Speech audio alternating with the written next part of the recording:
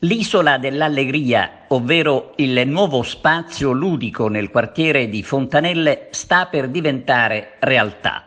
È un sogno che si realizza grazie alla collaborazione di tutti, dal Rotary Club di Agrigento alla concessionaria Renault. Un parco giochi che potrà ospitare anche bambini disabili, ma intanto arricchisce un angolo al centro di Fontanelle. Sì, siamo partiti, l'Isola dell'Allegria inizia a prendere forma.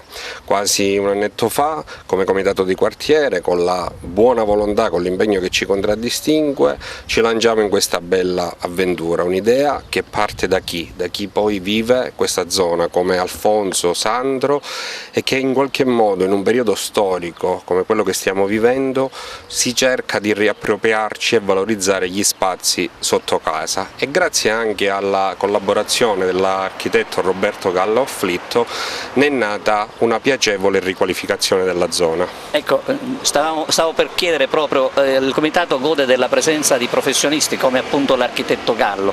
Sì, all'interno del comitato e non solo possiamo anche ambire a questo tipo di coinvolgimento che sicuramente arricchisce e impreziosisce l'operato anche del comitato. Per realizzare l'opera avete promosso l'iniziativa dei salvadanai nel quartiere. Sì, parte come un progetto di solidarietà e partecipazione comunitaria per la realizzazione appunto di un parco giochi inclusivo.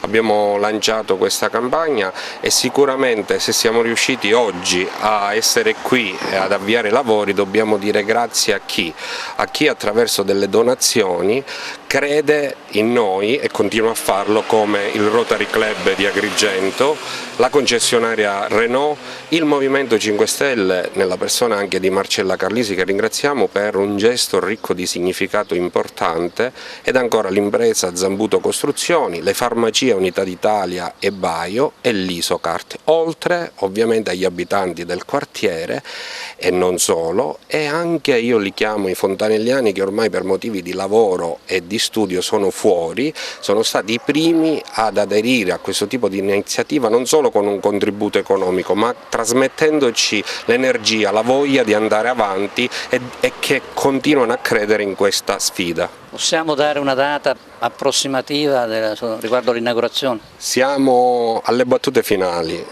manca veramente poco e sicuramente un invito per chiunque ad aderire a questa campagna, a questo progetto di solidarietà per riuscire a raggiungere la cifra per l'acquisto di questi giochini.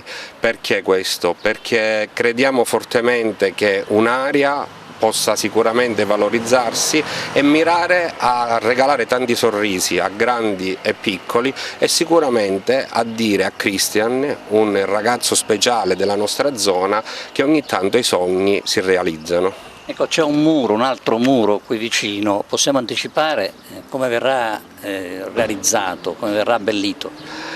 Questo muro, attraverso anche il progetto che seguiamo come partner all'interno della scuola e attraverso il laboratorio di ceramica, verrà ripreso, valorizzato con un tema molto bello, colorato. Non vogliamo in questo momento spoilerare nulla, ma nei prossimi giorni, probabilmente anche nel mese di luglio, riusciremo anche ad abbellire questo spazio.